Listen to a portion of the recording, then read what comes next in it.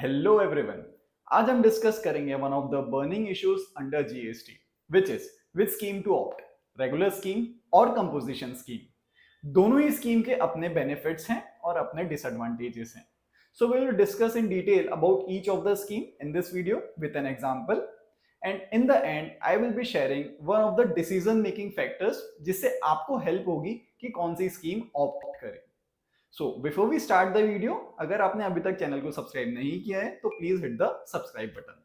So let's get started. Consider a businessman जिसका साल का टर्नओवर 1 करोड़ 20 लाख है। In that case 1 crore 20 lakh के सेल पे उसका परचेज होता है 1 करोड़ रुपए।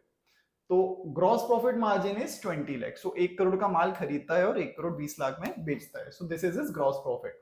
नाउ व्हाट विल हैपन, वो कलेक्ट करेगा कस्टमर से 1 करोड़ 26 लाख, क्योंकि 1 करोड़ 20 लाख का उसका सेल है and 5% GST on 1 crore 20 lakh से 6 लाख रुपीज। तो कस्टमर से कलेक्ट करेगा 1 करोड़ 26 लाख रुपए।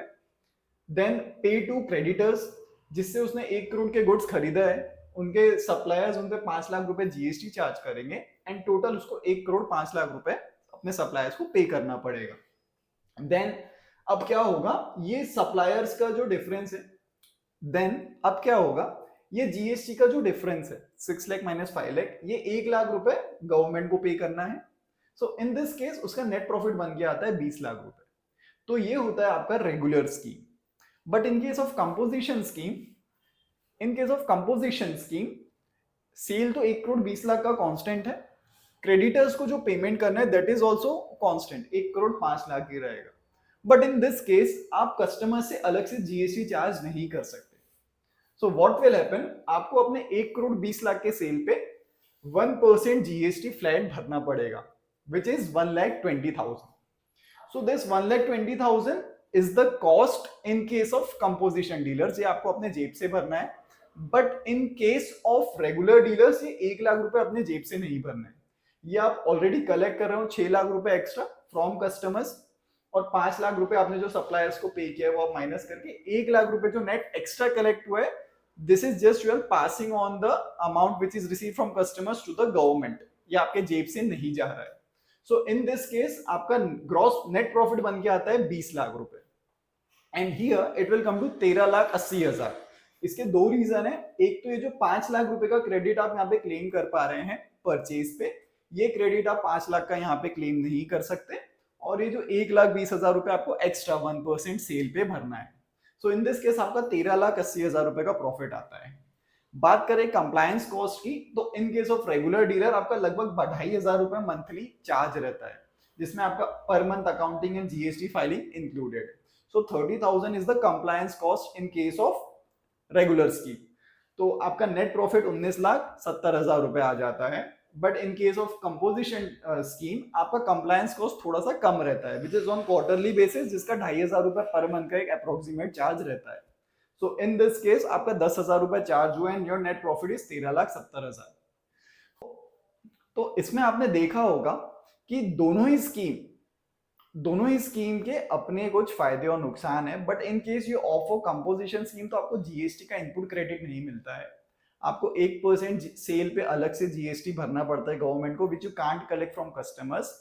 नंबर थर्ड इज, अगर आप कंपोजिशन स्कीम में हैं तो you can not sell interstate, आप इंटरस्टेट सेल नहीं कर सकते। जैसे आप महाराष्ट्र में हैं तो महाराष्ट्र के बाहर सेल नहीं कर सकते।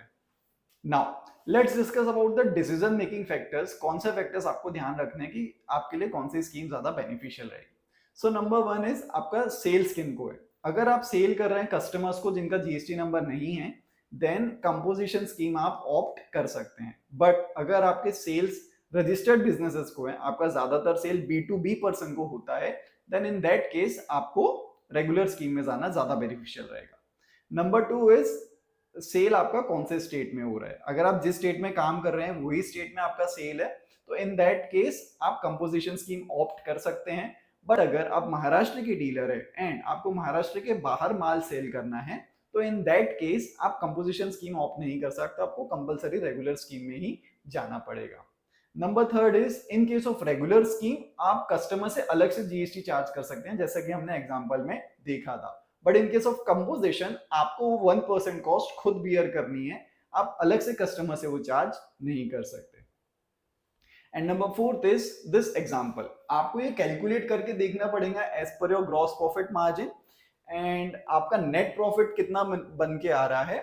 एंड इन केस अगर आपका नेट प्रॉफिट का जो कैलकुलेशन है depending upon your GP percentage, gross profit का क्या परसेंटेज है, ये आप एक पैरामीटर सेट कर लीजिए। एंड इन केस आपका ये 1 करोड़ परचेज पे 10 लाख ही प्रॉफिट आता है, तो आप वो कैलकुलेशंस करके चेक कर सकते हैं कि आपका कंप्लायंस कॉस्ट या नेट प्रॉफिट दोनों स्कीम में किस में कम से कम आता है। और आप फ्री हैं जो स्कीम में कम से कम आपका नेट कंप्लायंस कॉस्ट आए एंड आपका नेट प्रॉफिट ज्यादा से ज्यादा रहे, बट आपकी कुछ जो कंडीशंस एक्ट में लिखी हुई है वो फुलफिल हो रही है, then you are free to opt on the scheme whichever is more beneficial to you. So I hope the concept is clear to everyone, and in case of any doubt you are free to contact, mention the query in the comment section and we will definitely look into it. So and thank you so much again. अगर आपको video अच्छा लगा हो तो like जरूर कीजिए and channel को subscribe नहीं किया होगा तो जरूर सब्सक्राइब कर दीजिए. Thank you so much.